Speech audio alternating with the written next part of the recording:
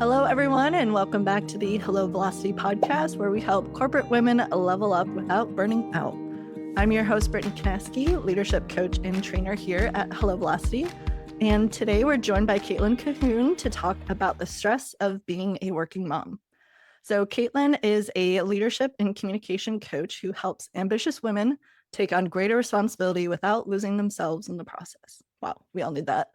She supports high achieving professionals in replacing overthinking and overfunctioning with clear communication and confident decision making so that they can lead without over-explaining, overperforming, or waiting for permission.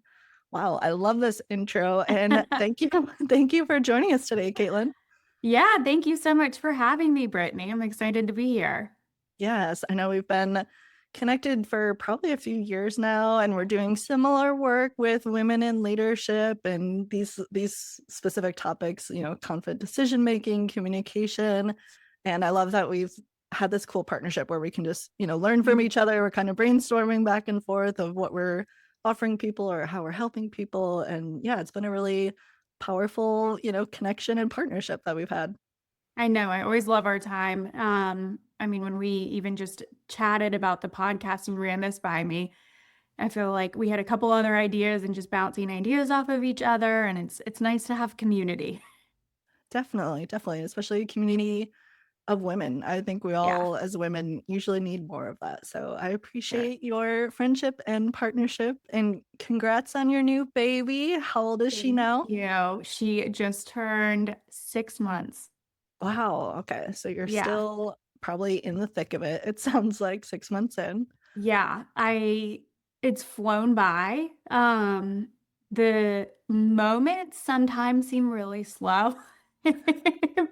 But overall, it's going by really quickly. I can't believe that she's like eating food now and like nearly sitting up on her own. And just Mm. she seems like such a true, like little human, Mhm. versus that little just like newborn that was just snuggly and just slept and didn't Yeah. do as much. Seeing her just kind of evolve and like take on the world like through her eyes has been really fun. Yes. Oh, it sounds like a very magical time and a lot of good Yeah. milestones upcoming. And yeah, no, so me and my husband are child free and we've chosen that path for ourselves.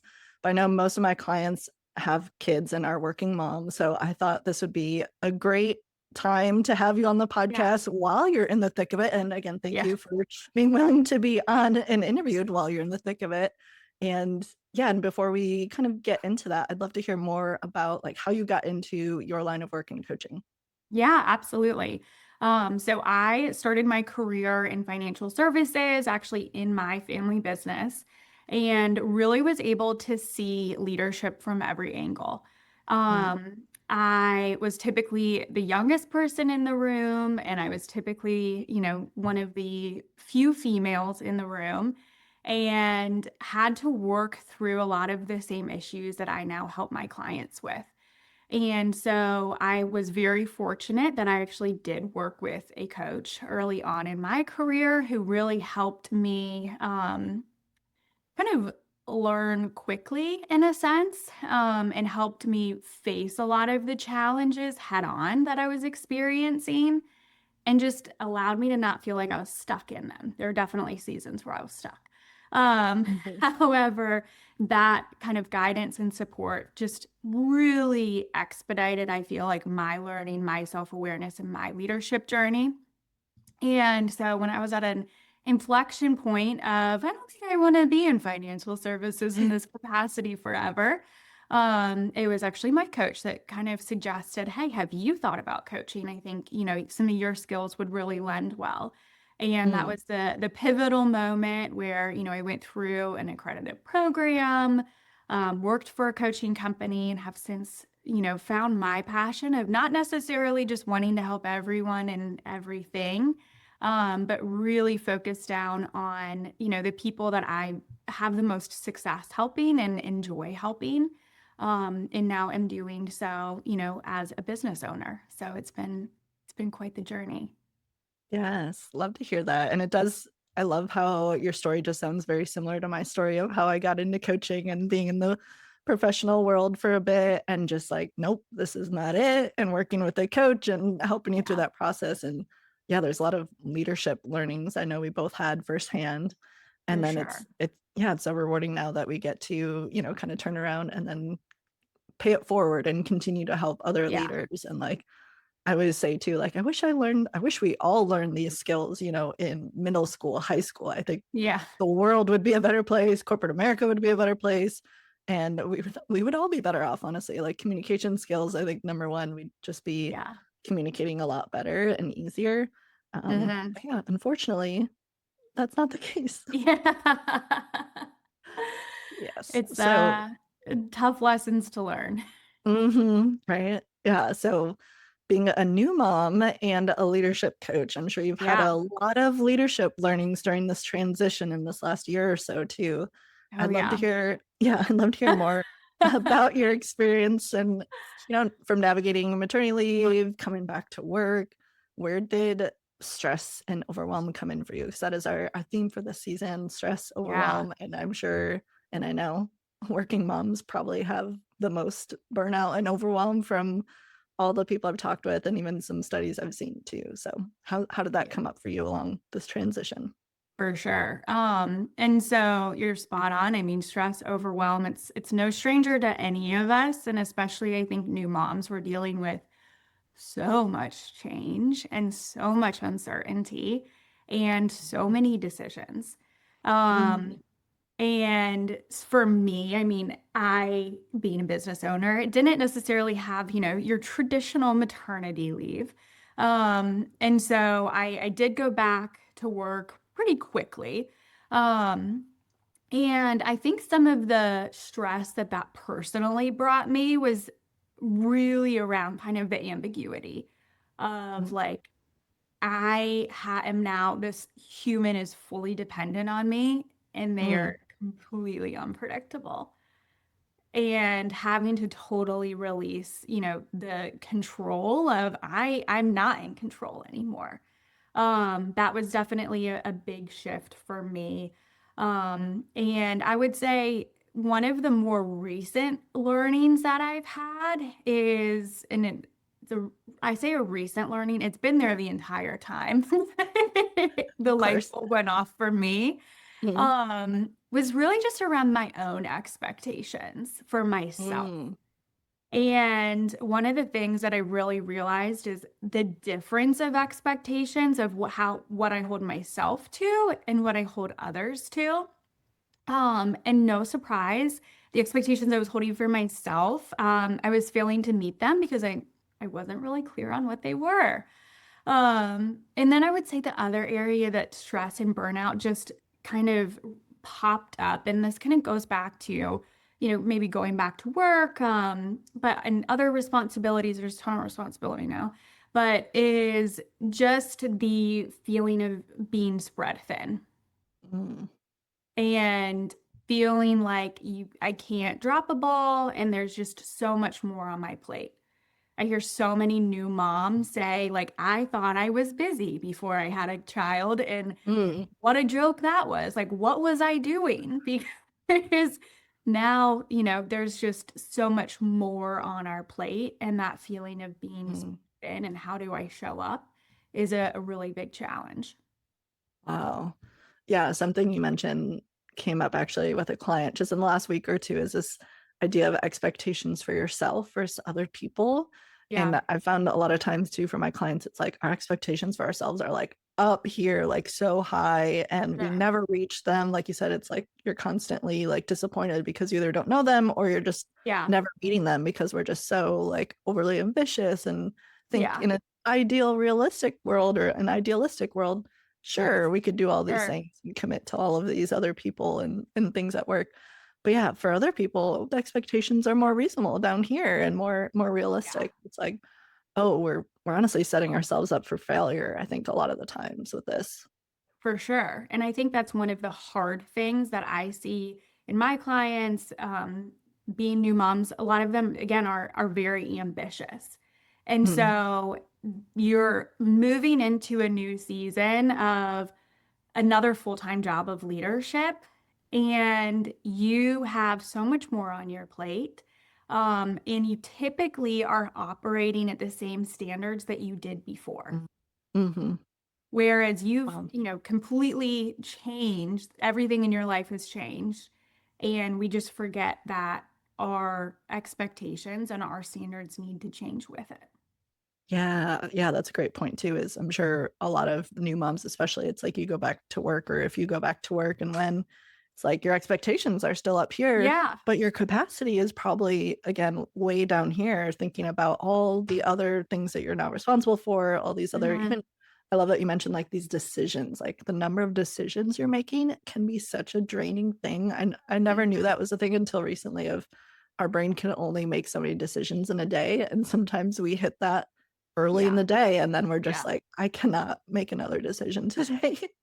But it's Yeah. like, yeah, our expectations are that our capacity is still up here and we can still show up like that, but really you're spread thin, you've got all these Hmm. decisions to make, not to mention physically your body's likely very different than it was a few months ago, Yeah. and you're not sleeping as much. Like all of these things that are going to influence your capacity are just like a complete 180 from before you had a kid or before you were pregnant. There's so many different physical transitions your body's going through that yeah, I think we just need to lower our expectations for Yeah. ourselves for most of ourselves, honestly. Yeah. And that's what I see too as the challenge. And moms, non-moms, just people that I work with is, as we said, like a lot of times we're not even really sure what our expectations are. Mhm. We haven't Yes, yeah. taken the time to really like think about it and name them. Yeah, so we just keep like rushing and doing and going Yeah. and doing all of the things because there's Yeah. that ambiguity, like you said. Yeah, I see that Yeah. too. So, what advice do you have for working moms to navigate their overwhelm and burnout when it comes to going back to work? Yeah. It is a really hard transition. And I think I don't say that to scare people, but it's just the reality of it. And so when you're going back to work, I definitely, first and foremost, that kind of patience and grace with yourself of there's a lot of change in addition to the constant change that your little baby goes through on a daily basis. Hmm. Um, and as we kind of talked about, overwhelm isn't necessarily just as a result of what you do, but it's also a result of what you feel responsible for. And when we look at what we're responsible for, again, we've said it, there's so much more on our plate at work. There's so much more on our plate at home. And you're really stepping into motherhood's another full-time job. I Yeah. often laugh when people, do opt to leave the workplace and people are like, "Oh, you get to just have or you get to be a mom full time." And it's like, "Well, technically been a mom full time the entire time. I was just Yeah. doing, two jobs in addition." And so the advice that I would really drive home is just to revisit your personal standards and expectations Hmm. because you can't, like, so often high performers, we're chasing something and we move the goalpost for ourselves. And so we get there and we're not even recognizing, the progress and success we've made because we're already pushing to the next thing. Wow. And so, really, one of the things that I do with clients is kind of talking through success levels of like, level one is what's kind of the bare minimum that you need to Hmm. do in this moment. So, as you're returning Hmm. back to work, what is kind of that level one you're just getting through? Level two, maybe what's ideal for you. And level three is like, hey, if, I'm superwoman, what might, be able to accomplish? And it doesn't all have to be on your shoulders either. That's where I think finding the community, whether it's mentors, coaches, other moms, to really share in, helping you process what you're going through can be really, really helpful. Yeah. I love these tips and the minimum versus like ideal versus stretching yourself kind of schedule and commitments. That's something I do with clients too. And it can be such an Yeah. eye-opening thing. And I've even done it for myself too. I think Hmm. it kind of hit me like when I'm sick and as a business owner, I don't really a PTO. It's like, all right, I got to figure out what can I reschedule Yeah. and when can I reschedule it? What do I have energy for? What's the bare minimum? And that's sort of how it started for me is like, what is that bare minimum? If I do nothing else today and I only have energy for 1 hour of work, what am I going to do? And Yeah. that just kind of opened my eyes to how much we put on our plates that Sure. isn't urgent, right? It's more like, oh, these are Yeah. all a lot of nice to do's. Yeah. But yeah, doing it with clients too, it's really helpful because I think so many of us, especially ambitious women, we are like, Mhm. again, our expectations are up here for capacity and output and what we can do Yeah. when really like there are these different levels and not every day is going to be the same. And I think we need to meet ourselves where we're at that day, that week, whatever it is. Because again, you can't predict when you're going to be sick, your kid's going to be sick, or all No, these other no. variables, especially for a newborn. And like you said, very unpredictable behavior. So we can't plan that and put it in a nice little box in their schedule to say, oh yeah, from for this hour I'm going to do Yeah, whatever it is. It's not that simple and clear cut anymore. for sure. Yeah. And that's where I think, the prioritization it's a leadership skill and it's just a life skill. And it's something Mm, that, as you talked about, getting really crystal clear on what is most important right now. And mm, knowing that that's going to change by the hour, by the day. As you said, baby's going to get sick, can't go to daycare. How do you then, okay, reshift and prioritize what is most important right now? mhm. Yeah. So then what about on this more on the personal side? Yeah. How are we navigating this feeling of overwhelm and burnout at home? Because there are just so many more responsibilities at home. And again, like you said, it is really two full-time jobs kind of like stacked on top of each other, but also there's an overlap. And Yeah. yeah, any new learnings you've had or anything that's worked well for you or your clients? Yeah. I mean, at home, it definitely overwhelm shows up the most when it's the heaviness of I have to do everything.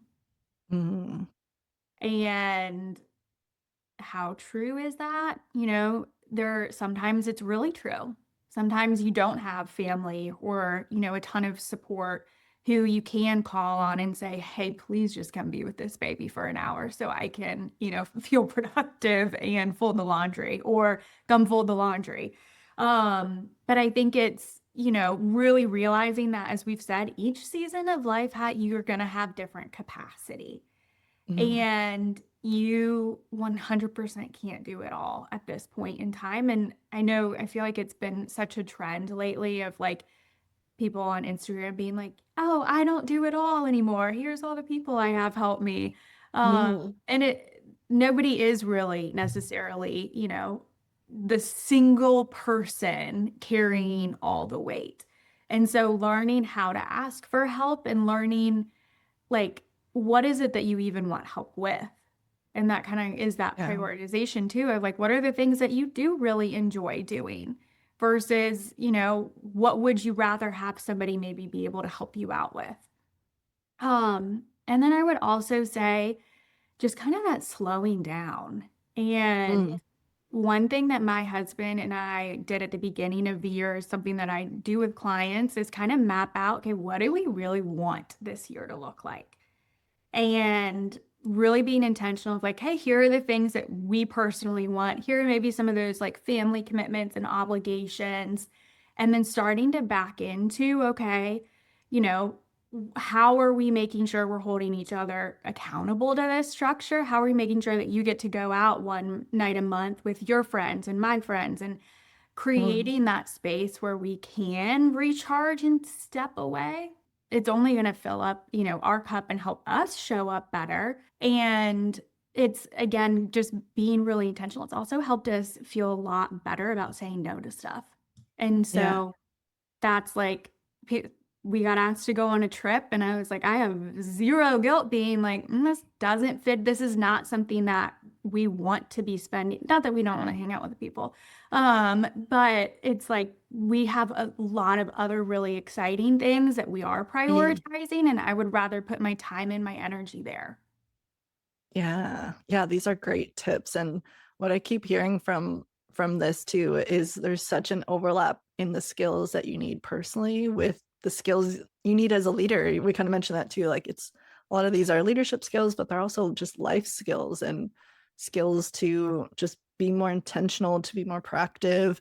So we've Mhm. mentioned, first of all, too, I love that you and your husband sat down and like planned some of this together and like kind of thought it through. And I think so many people don't do that. And it's just like it could take an hour, it could take half an hour, just sit down and like talk through, what do you each want? What are your Yeah. non-negotiables? What are the deal Mhm. breakers, and what are the must-haves versus the nice to haves, For whether sure. it's, with your personal life for the year, your goals for the year, trips for the year, whatever it is, and just come to the table and talk Yeah. through it first before you start having to make those decisions and say yes or no to people. Like that trip example is perfect, of like, if you hadn't had that conversation, you might have felt guilty saying no and then just done it out of obligation Out and of then felt more obligation. stressed. Yeah, and you wouldn't have had as much fun, and it would have drained you more than it would fill your cup. So Yeah. I think that one is huge for everyone. Yeah. And yeah, so it sounds like, again, some of the leadership skills I'm hearing, like kind of a crossover. We Oh, for have sure. prioritization, definitely, Mhm. asking for help and or delegating. I mean, we can kind of put it more formally that way when you're asking for Yeah. help. And like with laundry, it's like, yeah, I don't have capacity for this. Could you please come help with my I'm laundry? not gonna fold the towels the way you do. Yeah, and that's okay. That's a great, yeah, let's expand on that, because honestly, most of my clients who are women in leadership and mostly working moms too, delegating, asking for help is just like the hardest thing for all of us. And Yeah. I think a lot of it is that we want to be, or I think our nature is being kind of those nurturing people, and we Mhm. tend to take care of other people. So first of all, it's hard, I think, to ask for help or to receive it. We Yeah. just naturally, I think, we want to give to other people. Yeah. And yeah, and then even at work, it's similar, that I think we just want to like have our hands in everything. We want to be like have that control over things. So yeah, how do you see delegation or asking for help coming up with your clients too? And like how does that conversation go? Oh, for sure. Two big topics. Delegation, I always tell clients to really try to focus on the outcome, not the process. Yes. And you've really got to try to release control of how people do it. And one of the biggest challenges I see with a lot of the like high performing women is that I've done it a certain way and I have a proven process of doing it. And if you do it my Mm, way, you're going to save time and energy and you're going to get to the outcome quicker. And that's where it's kind of reminding people, okay, do you just want a bunch of, followers, or do you want people who are thinkers mm, and are really helping to kind of inspire change and, also be creative and be leaders and of themselves? And so when it comes to delegation, definitely, thinking about, okay, what is the end goal? And then how do I maybe release control and attachment to everybody has a different, communicates differently. They have different work styles and they have different work speeds. And mhm. so that's on, another leadership skill of how do you kind of have the accountability and follow up so that you're making sure the delegation is moving forward and, you're having that forward momentum. But really, again, more so focusing on what is the output here. Definitely. Yeah, that's exactly how I teach that too. It's that I think a lot of us are, it is really like our natural inclination is like, let me tell you exactly how to do it. And because this is Hmm. how I do it and it works. And let me just show you step by step, and like Yeah. sometimes hover over you. And then sometimes it quickly turns into micromanaging. And then clients come to me and say, I really don't want to be a micromanager, but I think Yeah. I'm doing that. Like, okay, then let's take a step back. Let's talk through it.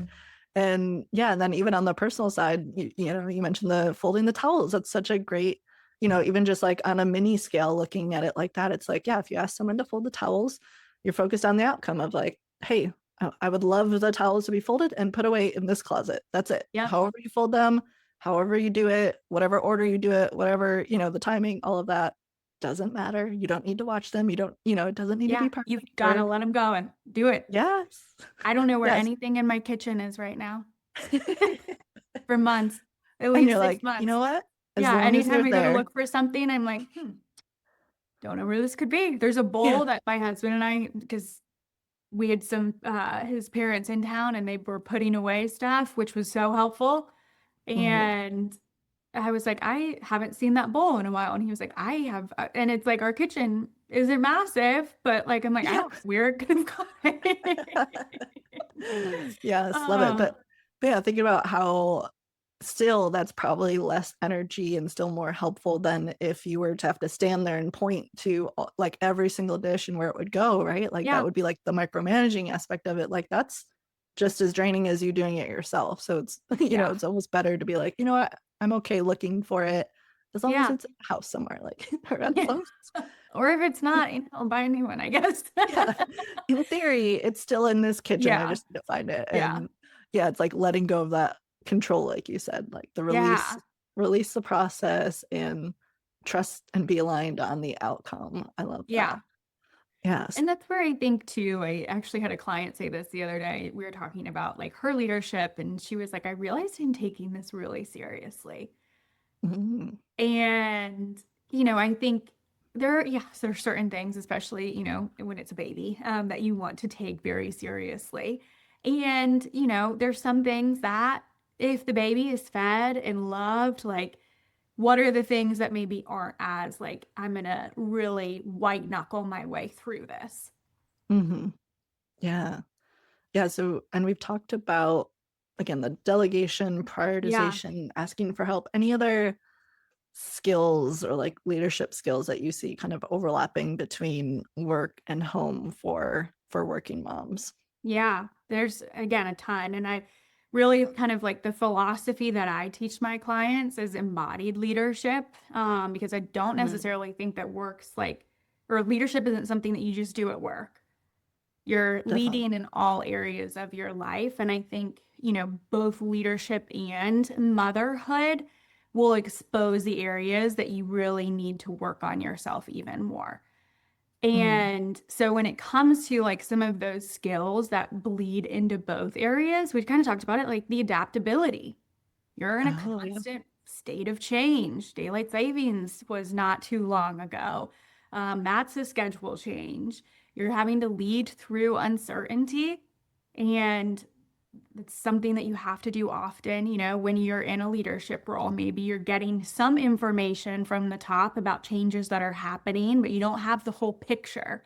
And you still got Mm. to keep your team calm and help them navigate with what you do have while you're still feeling kind of the heaviness of a lot of those feelings. Another big one that I feel like every single new mom deals with are the boundaries. I was in a Mhm. store the other day and she was in the car seat, like stroller, and the shade was fully down. And some woman is like, let me lift it up and let me see her. I was like, no. What? People are very unhinged around Mhm. babies. Wow. And so boundaries is a big thing. And that kind of goes back to the being able to communicate effectively. First and Mm. foremost, biggest challenge with boundaries, just like expectations, is not knowing what your boundaries are, not knowing what you want to Mm. stand for. And so Mhm. getting clear on, hey, you know what? These are the things that are most important. Um, and how am I going to communicate those? So when Yeah. something does feel like it's out of alignment or it's crossed, I have the confidence to speak up. Yes, that's huge. Yeah, boundaries and yeah, people like that example, like strangers especially, it's like you don't owe them anything. No. And I think especially for women, we're kind of like trained in our society to always be polite and always say yes and like, oh, of course, like let me show you my baby, but why? What's in it for you? And Yeah, I I'm like, love, yeah, don't get in the carrier with her. Give her some space. yeah, right. And especially like I don't know, germs, flu going around, like now is not the time to be messing with strangers in Yeah. public for I a don't need baby. your opinion of if you think my baby is cute or not. Like Yeah, she right? is. Like Like let her be. weird. She's having her time. Yeah, right? And if she's sleeping, like please don't wake her up and all the Yeah. things. So yeah, I love that. It's like you really need to know what those boundaries are. Like Hmm. just like we talked about expectations and even like your conversation with your husband of like your goals for the year, your priorities for the year. It's like you Yeah. really need to have those clear before going into these situations so that you have that confidence to say yes or no and know Yeah. if it's in alignment with what's best for you, your children, your work, whatever it is, any situation that they're really it's really the same, honestly, when it comes back to like boundaries at work and knowing, okay, Mhm. am I sending emails on the weekend? Am Yeah. I, how late am I working? Or just am I saying yes to everything at work and I'm completely burnt out now? It's like, Yeah. okay, where does that start and where does it need to stop? Mhm. Where are we putting up those, we're drawing those lines and we need to put up some more boundaries that we haven't had yet. Yeah. Boundaries really like, protect all parties. Honestly, yeah, I think a lot of us are worried, if we say no, people aren't going to like us or Yeah. they're going to be mad or disappointed in us. And I think we overestimate that a lot of times. I think a lot of times people actually respect us more when we Yeah. say no and when we can stand up for what we believe in or what we need. And I And think in a then way that's still respectful too. yeah, true. Yeah, in a respectful way, it's like then other people will then also treat you with respect. Yeah. Where if you don't have boundaries, you say yes to everything, allow things, and then I think it becomes this kind of creep that people will then expect more of you and more of you. And like, oh, she just doesn't say no. She's our go-to person. So I'm just going to Oh keep no. going to her until she says no. And she never does. Oh, that This works out for and me. yeah. Right? And she's It's on the like, verge of a mental breakdown. Like, what did I mhm. get myself into? Yeah. Yeah. It's like the other person doesn't see that. They just see, Yeah. oh, it's helping me. So I'm going to They're so keep that helpful. relationship. Yeah, they keep Yeah. that relationship going the same way. So yeah, we need to do it for ourselves to Yeah. have these boundaries. That was one of my clients recently. She went through that. She was always the go-to person. And she was like, I felt like that was like what I needed in that season. Like it helped me get exposed to a ton of projects. I worked with a lot of people that I probably wouldn't have otherwise said yes to. But now I know what it is that I want to be working on and what I'm not Mhm. really enjoying as much. And she was like, and since I have like learned that skill of like not just saying yes to everything, she was like, I still want to be helpful. But she was like, I've noticed how much more people respect me. Yeah. Wow. Yeah, it almost feels counterintuitive at first, right? But Yeah. trust us, we see it all the time, I swear. Yeah. And it's a process. And that's Hmm. the same with, we talk about the skills. Like, there's no single skill that's going to fix your leadership, Mm. solve your leadership. It's really Hmm. that process of trying and adapting and pivoting. And that's the same with motherhood too. Mm. Love it. That feels like such a good like one sentence takeaway of today, if nothing else. It's like we need to be adaptable. I love Yeah. that.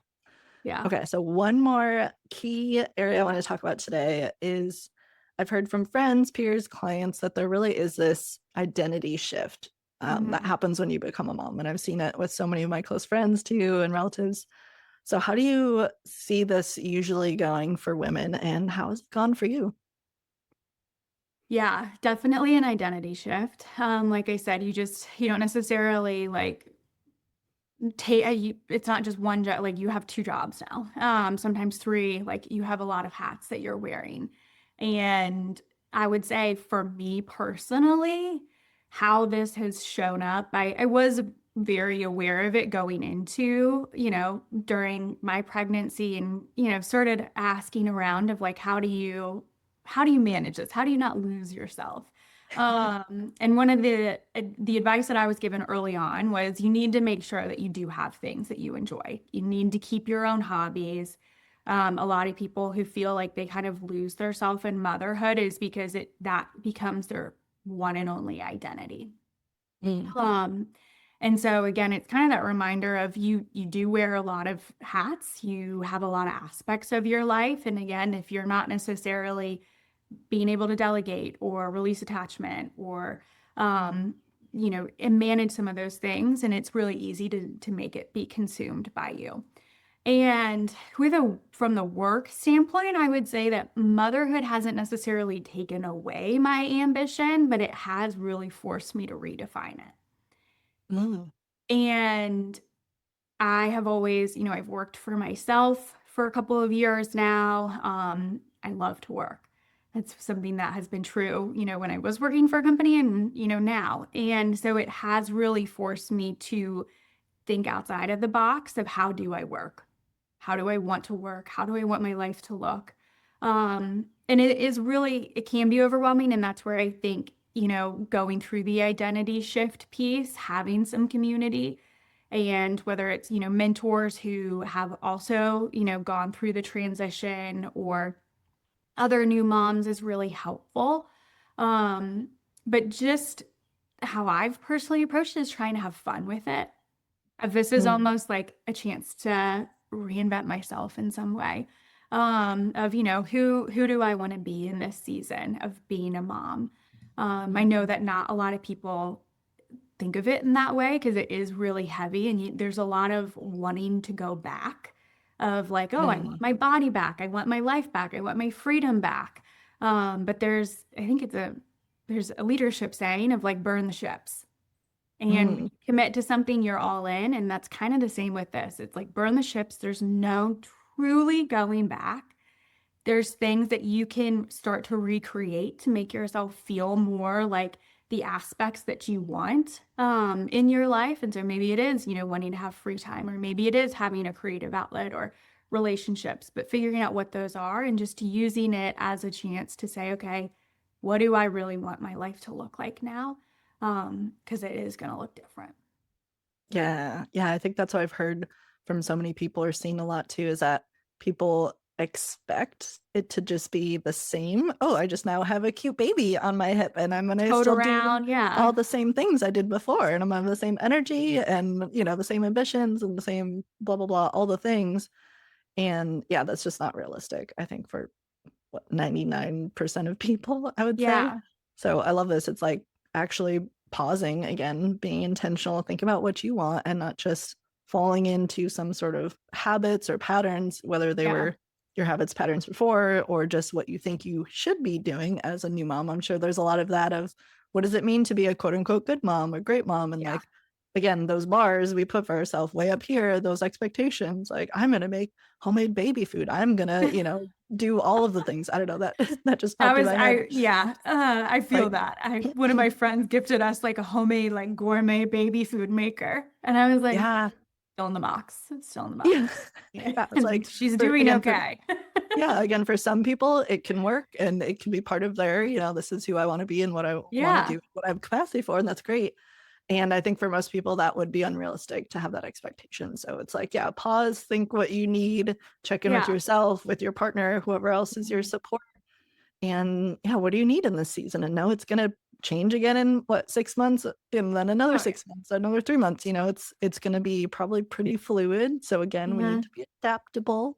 We need to meet Yeah. ourselves where we're at, and yeah, not expect things to just be, the Linear. same. Yeah, Yeah. all the Yeah.